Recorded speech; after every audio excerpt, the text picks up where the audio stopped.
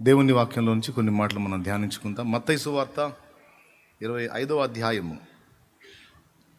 మత్తయి సువార్త 25వ అధ్యాయము 31వ వచనం నుంచి వరుసగా చకచక చదివేస్తాను, మీరు టకటక వినేసేయండి. తన మహిమతో మనుష్య కుమారుడును ఆయనతో కూడా సమస్త దూతలను వచ్చున్నప్పుడు ఆయన తన మహిమగల సింహాసనం మీద ఆసీనుడై ఉండును. 32వ వచనం. అప్పుడు సమస్త జనములు ఆయన ఎదుట పోగు చేయబడుదురు. గొల్లవాడు మేకలలో నుండి గొర్రెలను వేరుపరచినట్లు ఆయన వారిని వేరుపరచి తన కుడివైపున గొర్రెలను ఎడమవైపున మేకలను నిలవబెట్టును. అప్పుడు రాజు తన కుడివైపున ఉన్నవారిని చూచి, నా తండ్రి చేత ఆశీర్వదించబడిన వారలారా రండి, లోకము పుట్టినది మొదలుకొని మీ కొరకు సిద్ధపరచబడిన రాజ్యమును స్వతంత్రించుకొనుడి. నేను ఆకలిగొంటిని, మీరు నాకు భోజనము పెట్టితిరి. దప్పిగొంటిని, నాకు దాహమిచ్చితిరి. పరదేశినై ఉంటిని, నన్ను చేర్చుకొంటిరి. దిగంబరినై ఉంటిని, నాకు బట్టలిచ్చితిరి. రోగినై ఉంటిని, నన్ను చూడవచ్చితిరి.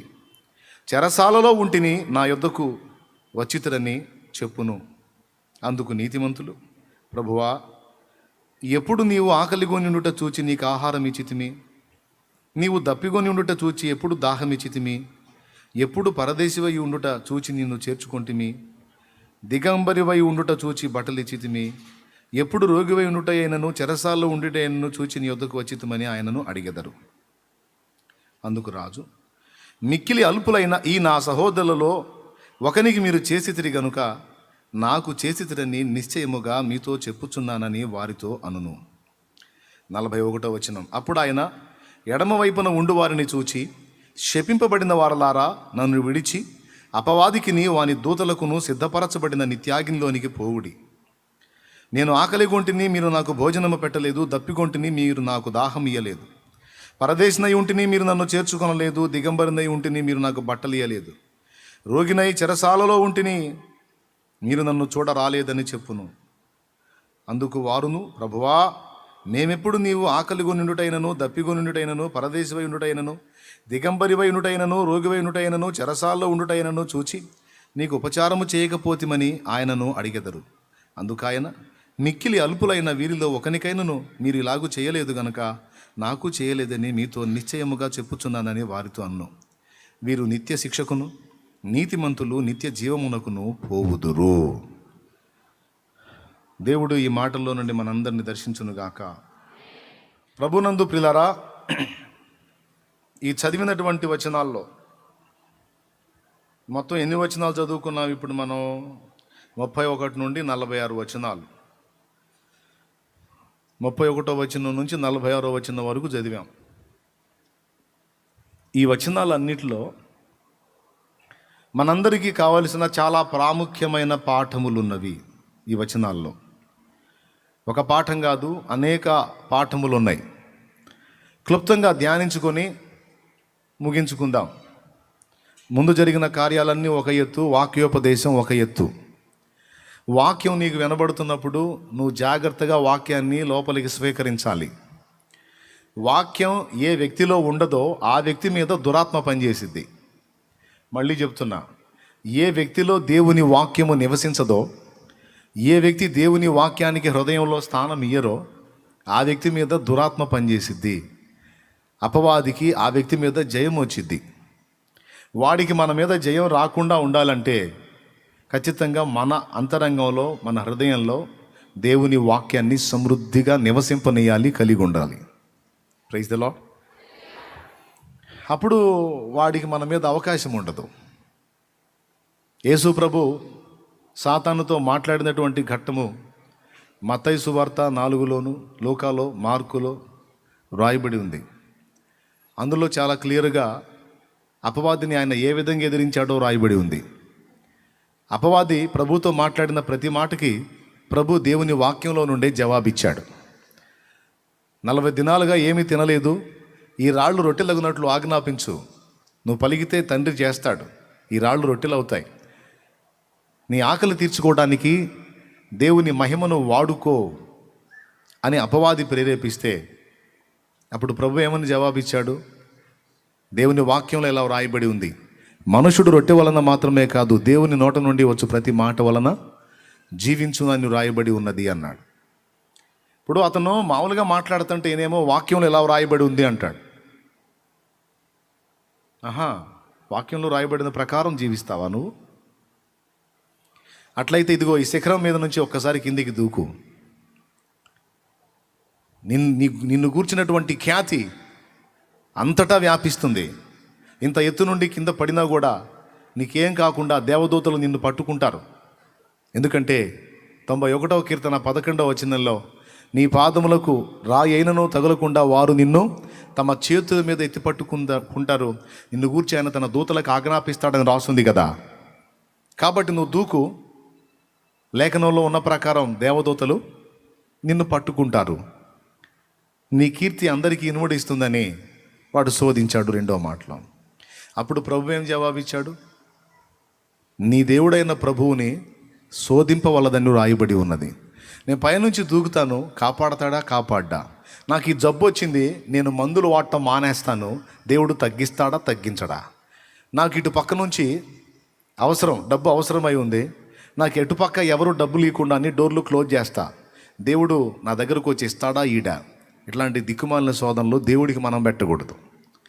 దేవుడు మనల్ని పరీక్షిస్తే అర్థం ఉంది, కానీ సర్వోన్నతుడైన దేవుని మనం పరీక్షించడం వెర్రితనం.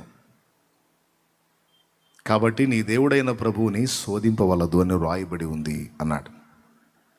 కాలు జారితే కాపాడుతాడు. మందులు వాడినా తగ్గకపోతే మానవ ప్రయత్నంగా నేను పడాల్సిన పాటలు పడ్డానయ్యా, కానీ నాకు జవాబు లేదు, నా గతి ఏమిటి అని అడిగితే కనికరం కలిగిన దేవుడు జాలి చొప్పున స్వస్థపరుస్తాడు. కానీ మందు వాడే అవకాశం ఉండి కూడా వాడకుండా నేను ఎందుకు వాడాలి? నాకు దేవుని మీద విశ్వాసం ఉంది, నేను వాడను అంటే దప్పికవుతున్నవాడు నీళ్లు తాగను అని మొరాయించినట్టు అన్నమాట. కళ్ళ ముందు నీళ్ళు ఉన్నాయి, దప్పికవుతున్నాయి, నేను తాగనండి, దేవుడు ఇవ్వాలి, నాకు దేవుడు ఇవ్వాలి, నేను తాగను. ఇది నీ ముందుకు వచ్చేటట్టు చేసింది ఎవరు? మనుషుడు అనుకుంటున్నావా? దేవుడు ఇవ్వకపోతే వర్షం లేదు, వర్షం లేకపోతే నదులు లేవు, నదులు లేకపోతే నీళ్లు లేవు. మందు ఉంది, మందు నేను వాడుకోనండి అంటే మందుని మనకు అనుమతించిన వాడెవరు? ఒక మందుని కనుగొనడానికి మనిషి జ్ఞానం ఇచ్చిన వాడెవరు? ఆకులో కానీ భూమిలో ఉండే మూలకాల్లో కానీ ఆ శక్తిని పెట్టిన వాడెవడు? దేవుడేగా. టోటల్గా ఏదైనా సరే నీ దగ్గరకు వస్తుంది అంటే ఏదో రూపేణ దేవుడు జోక్యం చేసుకొని మనుషుల్నే వాడుకొని నీ ముందుకు తీసుకురావటమేగా. కొద్దిగా వివేచించాలి, కానీ వివేచన లేకుండా కొంతమంది భక్తి అనే పేరుతో మూర్ఖంగా ఉంటారు. నా లెక్కలో అది రైట్ భక్తి కాదు. కొంతమందికి అది ఘనం. అబ్బా, మందు కూడా వాడలేదండి, గొప్ప విశ్వాస వీరుడండి, మందు కూడా వాడలేదండి, ఎంత విశ్వాసమో. అంటే మందు కూడా వాడలేదంట, చిన్నదానికి పెద్దదానికి దేవుని శోధిత కూర్చున్నాడు. ప్రతిసారి టెస్ట్ చేసుకుంటూనే ఉన్నాడు దేవుణ్ణి. ఈ రోగం వచ్చింది, తగ్గిస్తావా లేదా, తగ్గిస్తావా లేదా, తగ్గిస్తావా లేదని ఆయనతో వసంతం ఆడుతానే కూర్చున్నాడు. నాకు అవసరం లేదండి, దేవుడు సర్వశక్తి గలవాడు, నా జబ్బుని ఆయన సర్వశక్తి నిరూపించడానికి నేనే వాడాల్సిన అవసరం లేదు, అందుబాటులో ఏదైనా ఉంటే వాడేసుకుంటా. అర్థమైందా? నాకు అందుబాటులో ఉన్న మెడిసిన్ కూడా నేను యూజ్ చేయను. దేవుడే నన్ను స్వస్థపరచాలి, ఆయన శక్తి నేను చూడాలి, లోకానికి చూపాలి అనే ప్రయోగాలు నేను చేయను. ఎందుకంటే నాకు రోగం తగ్గినా తగ్గకపోయినా, నీకు రోగం తగ్గినా తగ్గకపోయినా ఆయన సర్వశక్తి గల దేవుడే. ఓకే, కాబట్టి అందుబాటులో దేవుడు ఉంచింది అందిపుచ్చుకొని ఉపయోగించుకొని ముందుకు సాగాలి, కానీ శోధిస్తా కూర్చోకూడదు. మందు వాడను, నాకు షుగర్ వచ్చింది కంట్రోల్ అవ్వడానికి మందు వాడను, బీపీ వచ్చింది కంట్రోల్ అవ్వడానికి మందు వాడను, మరో బలహీనత వచ్చింది, జ్వరం వచ్చింది కంట్రోల్ అవ్వడానికి నేను మందు వాడను, రక్తహీనత వచ్చింది కంట్రోల్ అవ్వడానికి నేను టానిక్ తాగను. శరీరానికి రోగాలు వచ్చినాయి, ఆ రోగాలు పోవటానికి నేను మందులు వాడను అంటే మరి అంత శక్తి కలిగినటువంటి భక్తి, అంత గొప్ప విశ్వాసం మరి దేవుడు నీకు ఆమోదిస్తే తిండి కూడా తినవాకు, నీళ్ళు కూడా తాగవాకు, తినకూడదుగా, తిండి కూడా తినకూడదు, నీళ్ళు కూడా తాగకూడదు, స్నానం కూడా చేయకూడదు. అవసరం ఏముంది? దేవుడు సర్వశక్తి గల దేవుడు. దరిద్రపు బ్యాడ్ స్మెల్ రాకుండా ఆయనే చూసుకుంటాడు. నీకెందుకు? అట్నే తిరుగు.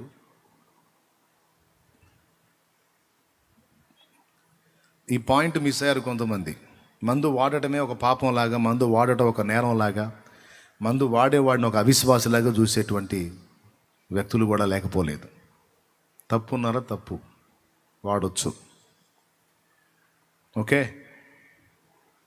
వాడినా ఫలితం లేదనుకో, అప్పుడు దేవుని వైపు చూడు. దేవా, మానవ ప్రయత్నంగా నేను చేయాల్సింది చేశాను, కానీ వర్కౌట్ కాలేదు, నేను ఇప్పుడు బలహీనతలో ఉన్నాను, దయచూపి నన్ను స్వస్థపరచమని అడుగు. కనికరం గల దేవుడు తప్పకుండా ముట్టి బాగు చేస్తాడు. అందుబాటులో ఉన్న వాటిని, దేవుడు నీకు అందుబాటులో అందించిన వాటిని అందిపుచ్చుకొని ఉపయోగించుకొని ముందుకు సాగిపోవాలి. శోధిస్తా కూర్చోకూడదు అన్నది పాఠం. ప్రభు అపవాదికి ఇచ్చిన వాక్యంలోని సమాచారం రెండవది ఏంటంటే, దేవుడు కాపాడతాడా కాపాడ్డా అనే అనుమానంతో లేదా అలాంటి ఆలోచనతో దేవుణ్ణి పరిశోధిస్తా కూర్చోవటం దేవుణ్ణి శోధించడం లాంటిది. అలా శోధించి వారు సంహారకుని చేత నాశనమైరి అని ఉంది బైబిల్లో. కొరింథీయులకు రాసిన మొదటి పత్రిక 10వ అధ్యాయము 11వ వచనం నుంచి చూడగలిగితే, ఈ సంగతులు దృష్టాంతములుగా వారికి సంభవించి యుగాంతమందున్న మనకు బుద్ధి కలుగుటకై రాయబడింది అన్నాడు. కొరింథీయులకు రాసిన మొదటి పత్రిక 10వ అధ్యాయం 11వ వచనం నుంచి. వారు చేసినట్టు మనం చేయొద్దు అంటాడు. చూడు, తాను నిల్చున్నానని తలంచుకున్నవాడు పడుకుండానట్లు జాగ్రత్తగా చూచుకుని వల్ల. 11 ఓకేనా? ఉందా? ఆ తర్వాత 12వ వచనం, 10వ వచనం నుంచి చదువు. మీరు సనగకుడి, సర్పం వలన నశించిరి, వారిలో కొందరు సణిగి సంహారకుని చేత నశించిరి. ఆ పైన 9వ వచనం కూడా చూడు. శోధించిన మనము ప్రభువును శోధింపకయుందుము, వారిలో కొందరు శోధించి సర్పముల వలన నశించిరి. దేవునికి స్తోత్రం కలుగును గాక. దేవుణ్ణి టెస్ట్ చేయకూడదు. దేవుడు మనల్ని టెస్ట్ చేయొచ్చు, మనల్ని దేవుడు పరీక్షించవచ్చు. మనం దేవుణ్ణి పరీక్షించకూడదు, మనం దేవుణ్ణి శోధించడానికి సాహసం చేయకూడదు. దేవుని దగ్గర దీనంగా అడగాలే తప్ప, అందించిన వాటిని అందిపుచ్చుకొని ప్రయాణం సాగించాలే తప్ప, దేవుడు చేస్తాడా చేయడా, అసలు దేవుడి పవర్ ఎంత, దేవుడి శక్తి ఎంత, దేవుడి సరుకు ఎంత, ఇట్లాంటి సోది ఆలోచనలు చేయకూడదు. సో 2వ దానిలో కూడా వాక్యం నుంచే సమాధానం చెప్పాడు. 3వ మాట, ఒక్కసారి ఈ లోక రాజ్య మహిమలన్నీ చూడు, నా కాలు మొక్కు, మొత్తం నీకు ధారాదత్తం చేస్తానంటే, సాతానా పొమ్ము, నీ దేవుడైన ప్రభు, అద్వితీయ ప్రభు, ఆయనకు మాత్రమే మ్రొక్కి ఆయనకే నమస్కరింపవలనని వ్రాయబడి ఉన్నది అన్నాడు. సో అపవాది యేసు ప్రభు దగ్గరికి వచ్చి ఆయనను శోధించినటువంటి ఘట్టంలో అపవాదిని వేరే ఒక్క మాటతో కూడా ఆయన టచ్ చేయకుండా దేవుని వాక్యంలో నుండే వాడిని నోరు మోయించడం అనేది మనం లేఖనంలో చూస్తున్నాం. కాబట్టి నేను అందుకే చెప్తున్నాను, ఎవరి దగ్గర వాక్యం ఉండదో వాళ్ళని అపవాది శోధించడానికి ఎక్కువ అవకాశం ఉంది, వాళ్ళని విశ్వాస భ్రష్టత్వంలోకి నడిపించడానికి ఎక్కువ అవకాశం ఉంది, ఆత్మహత్యలకి వాళ్ళని రేపటానికి ఎక్కువ అవకాశం ఉంది, హేయమైన, అపవిత్రమైన, ఘోరమైన పాప కార్యాలకి, అవినీతి కార్యాలకి, నీచమైన కార్యాలకి వారిని రేపటానికి సాతానుకు, వాడి దూతలకు అవకాశం ఉంది. ఏ విశ్వాసి దగ్గర దేవుని వాక్యం సమృద్ధిగా ఉండదో, ఏ విశ్వాసి దగ్గర దేవుని వాక్యం నివసించదో, ఏ విశ్వాసి చర్చిలోకి వచ్చి కూర్చున్నప్పటికీ లోపల వాక్యానికి తావివ్వడో, వాని మీద శత్రువుకి తప్పకుండా బలం ఉంటుంది. పర్సనాలిటీకి ఇంత లావు ఉన్నంత మాత్రాన వాడు బలవంతుడు కాదు. బక్కగా ఉన్న లోపల దేవుని వాక్యపు జీవం ఉంటే వాడు బలహీనుడైనా సరే ఆకారానికి దేవుని ఎదుట దుర్గములను పడద్రోయ జాలగలిగినంత బలవంతుడై ఉంటాడు.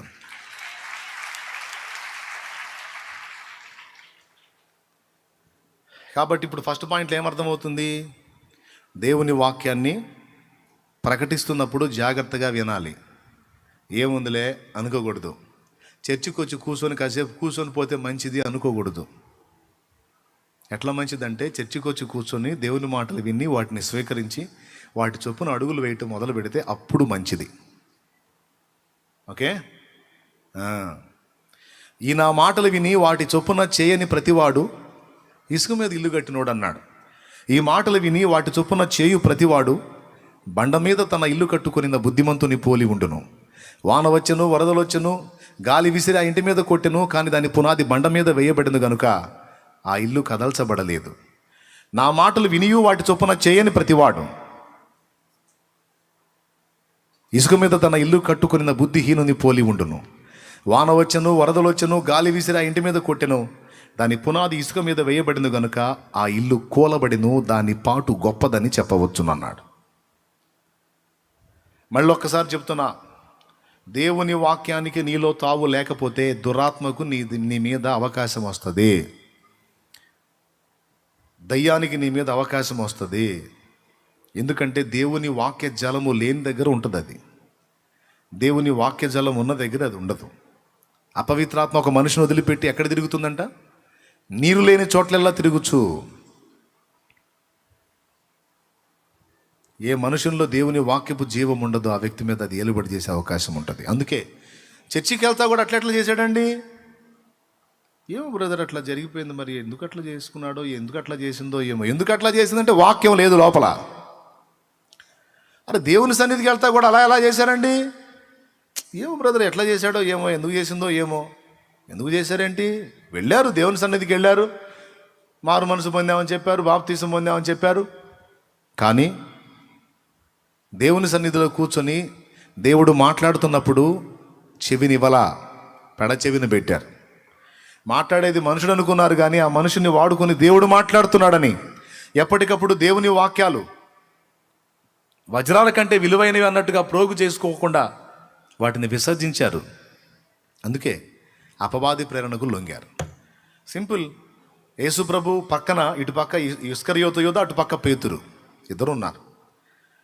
యేసయ్య నుంచి ఎన్నో జీవవాక్కులు వెదజల్లబడ్డాయి. సీమోన్ తీసుకున్నాడు, సీమోన్ పేతురు, యోధ తీసుకోలే. కానీ యేసయ్య దగ్గరే ఉన్నాడు, సంవత్సరాలు ఉన్నాడు, కానీ యేసు చెప్పిన మాటలు తీసుకోలే. సీమోన్ పేతురు తీసుకున్నాడు. ఒక టైం వచ్చింది, ఇద్దరూ శోధింపబడ్డారు, ఇద్దరూ పరీక్షింపబడ్డారు. లూకా సువార్త 22లో సాక్షాత్తు యేసయ్య చెప్పాడు, సీమోనో సీమోనో, సాతాను మిమ్మును పట్టి గోధుమలను జల్లించుటకు కోరుకొనెను. నీ నమ్మిక తప్పిపోకుండానట్లు నేను నీ కొరకు వేడుకుంటుని. నీ మనసు తిరిగిన తరువాత, స్థిరపరచబడిన తరువాత నీ సహోదరులను కూడా స్థిరపరచు అన్నాడు. లూకా సువార్త 22వ అధ్యాయము 28వ వచనం నుంచి 22వ అధ్యాయము 31 నుంచి. ఏం సల్లమ్మి కళ్ళజోడు పెట్టుకోరా?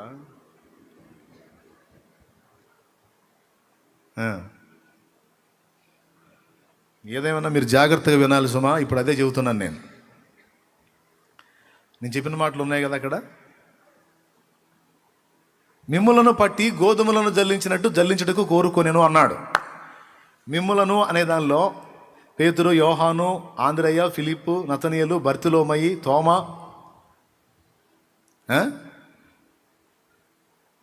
వాళ్ళందరితో పాటు ఇస్కరియోతు, యోధ, టీం మొత్తం 12 మంది. అయితే 12 మందిలో యోధ ఒకడు, సీమోను పేతురు కూడా ఒకడు. సో ఈ 12 మందిని జల్లించడానికి కోరుకున్నాడట. 11 గింజలేమో పైన ఉన్నాయి, ఒకటి రాలిపోయింది. అదే ఇస్కరియోతు యోధ.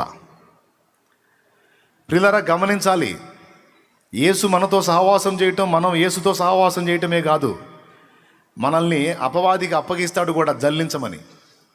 ఆ జల్లించినప్పుడు యూదాలాగా రాలిపోకూడదు, నిలబడాలి.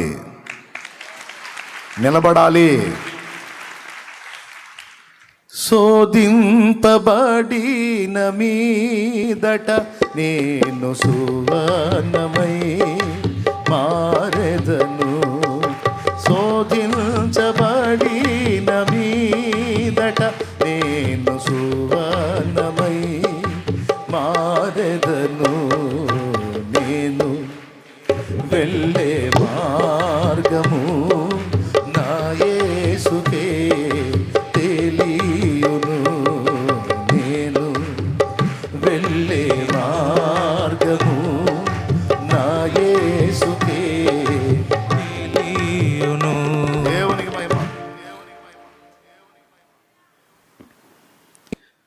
విశ్వాసనావసాగుచు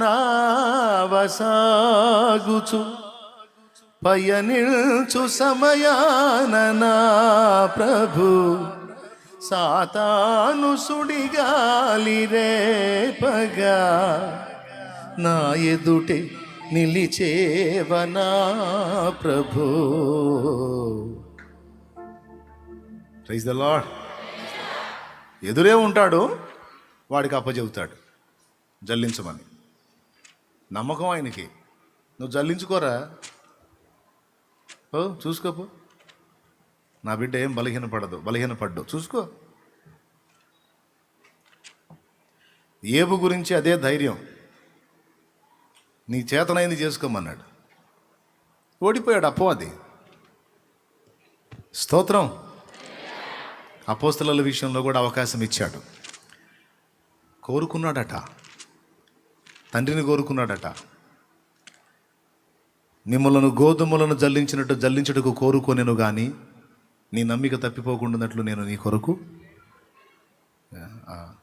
వాడెవరిని కోరుకున్నాడు, ఈయనెవరిని వేడుకున్నాడు? తండ్రిని. తండ్రి అయిన దేవుని దగ్గరికి వెళ్ళి ఆ 12 శోధించినట్లు నాకు అవకాశం. ముఖ్యంగా ఇద్దరు, ఒకడు ఆల్రెడీ వీక్ పర్సన్ తెలుసు, స్తంభములుగా ఎంచబడిన వాళ్ళలో ప్రథముడిగా చెప్పొచ్చు కేఫాని. కాబట్టి కోరుకున్నాడు. అందుకే అంతమంది శిష్యులు ఉంటే యాకోబు అనలా, యోహాను అనలా, సీమోనో. ఇప్పుడు నా మైండ్లో ఉంది, మెయిన్లో నంబర్ 1లో నువ్వే. నా తండ్రి ప్రత్యక్షత కూడా పొందినవాడివి నీవే. పరలోకపు తాళపు చెవులు నీకే ఇచ్చాను.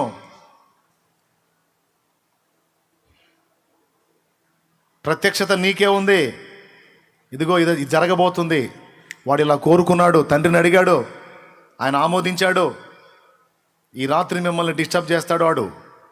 అయితే నేను నీ కోసం ప్రత్యేకంగా అడిగాను, నీ నమ్మిక తప్పిపోకుండా, నువ్వు విశ్వాసం కోల్పోకుండా స్థిరంగా ఉండాలని నిన్ను నిలబెడతాడు తండ్రి. ఆ శక్తిని నీకు ఇస్తాడు.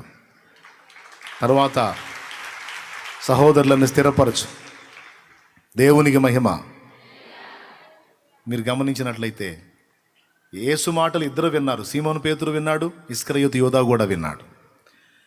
కానీ ఆ రాత్రి ఏం జరిగిందో మీకు తెలుసు, తెల్లవారు ఏం జరిగిందో మీకు తెలుసు. ఇద్దరూ శోధించబడ్డారు. ఒకడేమో యేసును నమ్మాడు, ఒకడేమో 3 సార్లు యేసుని ఎరగనని అబద్ధం ఆడాడు. అవునా? అబద్ధం ఆడినోడు మళ్ళా సరి చేసుకొని ప్రభు వైపు మళ్ళాడు. అమ్ముకున్నోడు తిప్పుకోవటానికి వీలు లేకుండా తన ప్రాణాన్ని తనే తీసుకున్నాడు. సైతానుగాడు వాడి మాటలకు మనం చెవిగొట్ట మొదలు పెడితే దేవుని వాక్యాన్ని మనలో ఖాళీ చేసి వాడి దరిద్రంతో నింపుతాడు. ఇక తోలుబొమ్మలాగా వాడి ఇష్టం వచ్చినట్టు ఆడిస్తాడు నిన్ను. యేసును అమ్ముకోవటానికి ప్రేరణ కలిగజేసింది వాడే. యేసయ్య అన్ని మాటలు మాట్లాడుతుంటే ఆ వాక్యం యోధాలోకి వెళ్లకుండా అడ్డగించిన వాడు వాడే. తీరా యేసు సిలువకు అప్పగింపబడ్డ తర్వాత ఒక నిరపరాధి రక్తమును అప్పగించిన దుర్మార్గుడివి నువ్వు, చావు అని వాడిని ప్రేరేపించి రెచ్చగొట్టి తన ప్రాణం తనే తీసుకున్నట్టు చేసింది కూడా వాడే. ఇప్పుడు చెప్పండి, యేసయ్య దగ్గర కూర్చున్నంత మాత్రాన సరిపోయిద్దా? వినబడుతున్న దేవుని మాటలు అంతరంగంలో తీసుకోవాల్సిన అవసరం లేదా? జస్ట్ చర్చికి వచ్చి వెళ్తే మంచిదా? చర్చికి వచ్చి రోడ్ల మీద తిరిగితే మంచిదా? ఆ టిఫిన్ బళ్ళ దగ్గర తిరిగి 2 ఇడ్లీ 4 గట్లు తింటుంటే మంచిదా? ఏది మంచిది? ఓ పూట లేకపోయినా పర్వాలా, సన్నిధిలో కూర్చొని దేవుని మాటలు వినాలి. Praise the Lord. టోటల్గా వాక్యపు విలువ మీకు అర్థం కావాలని ఈ మ్యాటర్ మొత్తం చెప్పా. ఇప్పుడే కాదు, ఎక్కడైనా ఎప్పుడైనా దేవుని మాటలు నీకు దొరుకుతున్నప్పుడు వాటిని జాగ్రత్తగా స్వీకరించు, భద్రం చేసుకో. అవే నీకు జీవం. అపవాది మీద నీకు జయం కావటానికి అదే ఆయుధం, ఖడ్గం. పాల వంటిది, చుంటి తేనె వంటిది, నా జిహ్వకు మహామధురమైనది. పాల వంటిది, చుంటి తేనె వంటిది,